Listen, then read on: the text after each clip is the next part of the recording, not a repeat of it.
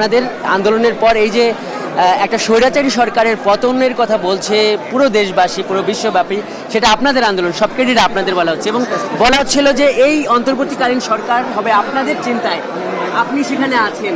সে প্রত্যাশা কি পূরণ হয়েছে? আমরা এই ছাত্র জনতার যে গণ অভ্যুত্থান হয়েছে বাংলাদেশে এবং এই গণ অভ্যুত্থানের মাধ্যমে যে স্বৈরাচারের পতন হয়েছে, তারপর ছাত্রদের সাথে কথা বলে সমাজের সিভিল সোসাইটি, পলিটিক্যাল অর্গানাইজেশন যারা আছেন সকল পক্ষের সাথে আলোচনার ভিত্তিতে সর্বজন গ্রহণযোগ্য একটি সরকার গঠনের উদ্যোগ নিয়েছিলাম। গত 3 দিন এর জন্য আমরা দীর্ঘ প্রচেষ্টা এবং এরপর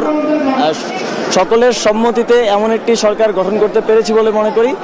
যেটি সারা দেশের জনগণের কাছে সর্বজন গ্রহণযোগ্য হবে এবং এই সরকারের যিনি লিড দিবেন তিনি হচ্ছেন একজন আন্তর্জাতিক খ্যাতিসম্পন্ন নোবেল লরিয়েট এবং অবশ্যই বর্তমান সময়ে বাংলাদেশের সর্বজন গ্রহণযোগ্য একজন ব্যক্তিত্ব ডক্টর মোহাম্মদ ইউনূস। তার নেতৃত্বে আমরা এই সরকার বাংলাদেশকে নতুন ধাঁচে গড়তে পারবো এবং যেই ফ্যাসিস্ট ব্যবস্থার বিলোপের যেই প্রতিজ্ঞা আমরা করেছিলাম, যে কমিটমেন্ট জনগণের প্রতি, ছাত্রদের প্রতি আমাদের ছিল, সেটিকে সংবিধানের একটি সুন্দর রিফর্ম এবং সিস্টেম বিল্ডিংয়ের মাধ্যমে আমরা বাস্তবায়ন করতে পারবো এই প্রত্যাশা রাখছি। এবং আপনাকে ধন্যবাদ। আপনারা ক্যাবিনেটে যাচ্ছেন, ক্যাবিনেট মেম্বার হয়েছেন, তো আপনার তো বয়স কম, হ্যাঁ, আপনি এটা ডেফিনেটলি একটা চ্যালেঞ্জ, অভিজ্ঞতা কম, তো সেই চ্যালেঞ্জটা কিভাবে মোকাবেলা করবেন?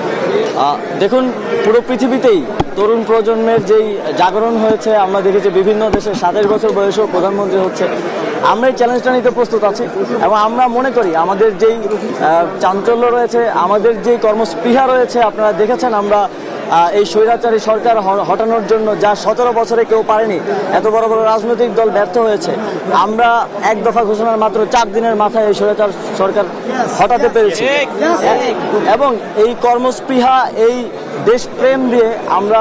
ক্যাবিনেটেও আশা করি আমি এবং নাহিদ ইসলাম যারা ছাত্র আন্দোলনের পক্ষ থেকে আছি, আমরা আমাদের যোগ্যতা প্রমাণ করতে পারবো এবং প্রমাণ করতে পারবো যে শুধু পুরনো দিয়ে নয়, নতুনরাও দেশের হাল ধরতে পারে এবং সুন্দর একটি বাংলাদেশ উপহার দিতে যথাযথ ব্যবস্থা নিতে পারে।